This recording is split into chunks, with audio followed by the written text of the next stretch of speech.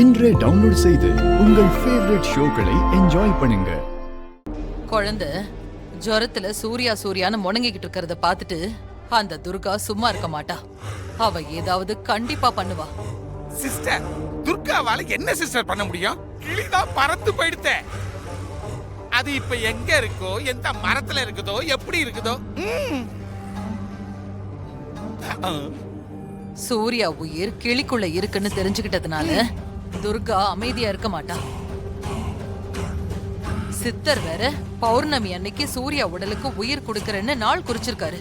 அதனால துர்கா கிளிய கண்டுபிடிக்கிறதுக்கான எல்லா முயற்சியும் செய்வா. ஆமா சிஸ்டர். கிளி துர்கா கைக்கு கிடைக்கிறதுக்கு முன்னாடி நம்ம கைக்கு கிடைக்கணும். துர்கா கைக்கு கிடைச்சிருச்சுன்னா அந்த சித்தர் வர பௌர்ணமி அன்னைக்கு கிளி உடம்புக்குள்ள இருக்கிற சூர்யா உயிரை எடுத்து அந்த டெட் பாடிக்குள்ள மாத்தி வச்சிருவாரு. ஐயோ, செஞ்சாலும் செய்வாரு. அப்படி ஏதாவது நடந்துட்டா சூர்யாக்கு நான் தான் இச்சாதரினாகுன்னு நல்லா தெரியும்.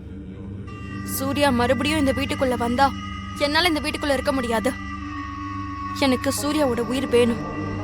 அவன் உயிரை எடுக்காம நான் இந்த வீட்டை விட்டு போக மாட்டேன். இதையே சொல்லிக்கிட்டு தான் நீ தெரியுற. நாங்களும் கேட்டுக்கிட்டு தான் இருக்கிறோம். ஒன்னும் ஒர்க் அவுட் ஆகல. குழந்தைக்கு உடம்பு சரியில்லாத இந்த நேரத்துல கூட மாப்பிள்ள வராம இருந்தா என்னமா அர்த்தம்? இல்லம்மா, அவருக்கு பிசினஸ் மீட்டிங் இன்னும் முடியல. முடிஞ்சதும் வந்துருவாரு. என்ன பொல்லாத பிசினஸ் மீட்டிங்? புள்ளைய விட பிசினஸ் அவ்வளவு முக்கியமா போயிடுச்சா? நீ போனை போட்டு உடனே வர சொல்லு. அது அம்மா, அவரு இந்தியாவுல இருந்தாருன்னா மீட்டிங் எல்லாம் கேன்சல் பண்ணிட்டு உடனே வந்துருவாரு. அவரு இப்ப வந்து அப்ராட்ல இருக்காரு. என்னதான் மீட்டிங்க கேன்சல் பண்ணாலும் உடனே ஃப்ளைட் கிடைக்காதுல்ல. சரிம்மா, நான் உன்கிட்ட ஒரு முக்கியமான தகவல் சொல்லணும்னு தான் வந்தேன். என்னம்மா? குந்தவ மாப்பிள்ள வீட்ல இருந்து சம்பந்தி அம்மா போன் பண்ணிருந்தாங்க. அம்மா, நல்ல விஷயமா தானே போன் பண்ணாங்க? நல்ல விஷயமாதாம்மா பேசினாங்க. நாளைக்கு காலையில அம்மன் கோவில்ல திருமாங்கல்ய பூஜை வச்சிருக்காங்களாம். அதுல நாமளும் கலந்துக்கணும்னு சொன்னாங்க. அப்படியா? அப்ப கண்டிப்பா கலந்துக்கலாமா? சரி, மாப்பிள்ள நைட்டு உனக்கு போன் பண்ணாருனா குந்தவ கல்யாணத்துக்காக வாங்கின திருமாங்கல்யத்தை எங்க வச்சிருக்காருன்னு கேட்டு எடுத்து வச்சுக்கோ. திருமங்கல்யமா? என்னம்மா சொல்றீங்க? அக்கா கல்யாணத்துக்கு வாங்கின திருமாங்கல்யம் அவர்கிட்டயா இருக்கு? ஆமா துர்கா, திருமாங்கல்யம் மாப்பிள்ள கிட்டதான் இருக்கு. துர்கா, கல்யாணத்துல குழப்பம் ஏற்படக்கூடாதுன்னு மாயா ஏதாவது பண்ணி திருமாங்கல்யத்தை எடுத்துட்டானா நல்ல காரியம் நடக்காம போயிடுன்னு நான் பயந்து போய் நான் தான் திருமாங்கல்யத்தை மாப்பிள்ள கிட்ட கொடுத்து பத்திரமா வைக்க சொன்னேன்.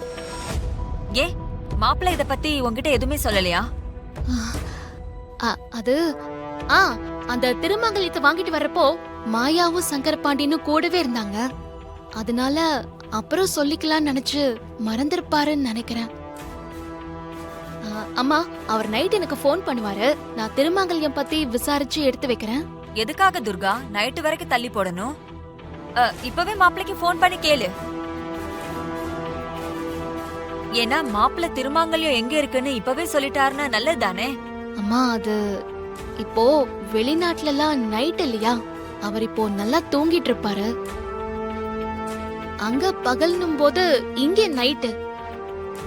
அதனால எனக்கு நைட்டு போன் பண்ணுவாரு. நான் அப்போ திருமாங்கல்யத்தை பத்தி கேட்டு எடுத்து பத்திரமா வைக்கிறேன். ஹலோ அம்மா. என்ன துர்கா, மாப்பிள்ள போன் பண்ணாரா? திருமாங்கல்யத்தை எங்க வச்சிருக்காருன்னு கேட்டு தெரிஞ்சுக்கிட்டியா? இல்லம்மா, அவர் இன்னும் போன் பண்ணல. நான் பண்ண அவரு போன் எடுக்கல. அவரு பிஸியா இருப்பாரு போல இருக்கு. மீட்டிங் முடிஞ்சதும் அவர் கண்டிப்பா கூப்பிடுவாருமா. நீங்க கவலைப்படாம தூங்குங்க. காலையில அந்த திருமாங்கல்யத்தோட கோயிலுக்கு போய் அந்த பரிகார பூஜைய பண்ணிடலாம். சரிம்மா, மறந்துடாத. சரிம்மா. நான் வேணா உனக்கு திரும்ப போன் பண்ணவா? இல்லம்மா, வேணாம் வேணாம், நானே கூப்பிடுறேன். சரிம்மா. ஹலோ, வணக்கங்க. வணக்கம் சம்பந்தியம்மா, நாங்க வீட்ல இருந்து புறப்பட்டுட்டோம். 10 மணிக்கு கோயிலுக்கு வந்துடுவோம். நீங்க கிளம்பிட்டீங்களா? டைமுக்கு வந்துடுவீங்களா? கிளம்பிக்கிட்டே இருக்கோம். நீங்க சொன்ன டைமுக்கு கரெக்டா அங்க வந்துருவோம். மறக்காம திருமாங்கல்யத்தை எடுத்துட்டு வந்துடுங்க. மறக்கிற விஷயமா அது? கண்டிப்பா திருமாங்கல்யத்தோட வந்துருவோம். ம், அப்புறம் வேற ஏதாச்சும் பூஜை சாமான் வாங்கிட்டு வரணுமா? அதெல்லாம் தேவையில்லம்மா. பூஜை சாமானெல்லாம் நாங்க வாங்கிட்டோம். ஆ சரி, நாங்க வந்துடுறோம். போனை வச்சுட்டுங்களா? சரிங்க, ஓகே. ம். ஓகே. என்ன எல்லாரும் ரெடியா? குந்தவை, சம்மந்தி அம்மா கிளம்பிட்டாங்களாம். நீ சீக்கிரமா ரெடி ஆகு. நான் போய் துர்காவை பார்த்து திருமாங்கல்யத்தை வாங்கிட்டு கூட்டிட்டு வந்துடுறேன். சரிம்மா.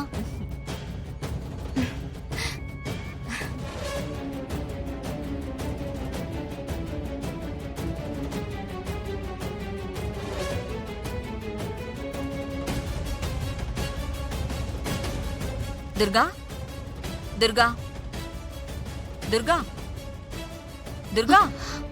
அம்மா வாங்கம்மா. என்ன துர்கா, ஏன் டல்லா உட்காந்துருக்க? இல்ல, லைட்டா தலைவலிக்குதுமா, வேற ஒண்ணும் இல்ல. தலைவலிக்குதா?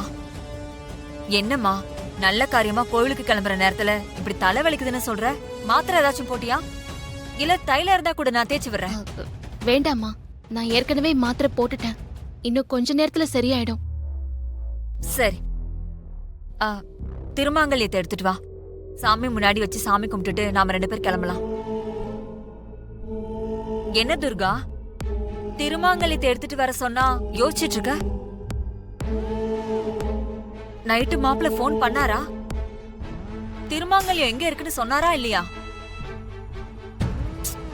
நீ மாங்கல்யத்தை எடுத்து வச்சியா இல்லையாமா? அம்மா, அது வந்து அவரு ஃபோன் பண்ணல. மாப்பிள்ள ஃபோனே பண்ணலையா? ஏன் பண்ணல? சரி, நீயாவது காலையில ஃபோன் பண்ணிருக்கலாம்ல. நீயும் பண்ணலையா? சரி இரு, நானே பண்றேன். ஐயோ,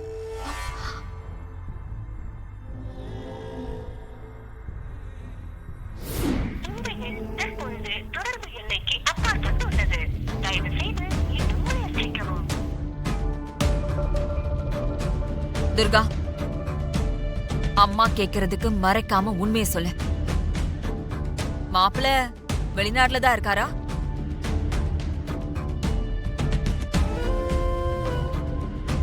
சொல்லு துர்கா. ஆமாம்மா, அவரு அப்ராட்ல தான் இருக்காரு. ஐயோ அம்மா, தேவி ஒண்ணு கேட்டா நான் மறந்தே போயிட்டேன். நான் எடுத்து கொடுத்துட்டு வந்துடுறேன், இங்கேயே உட்காருங்க.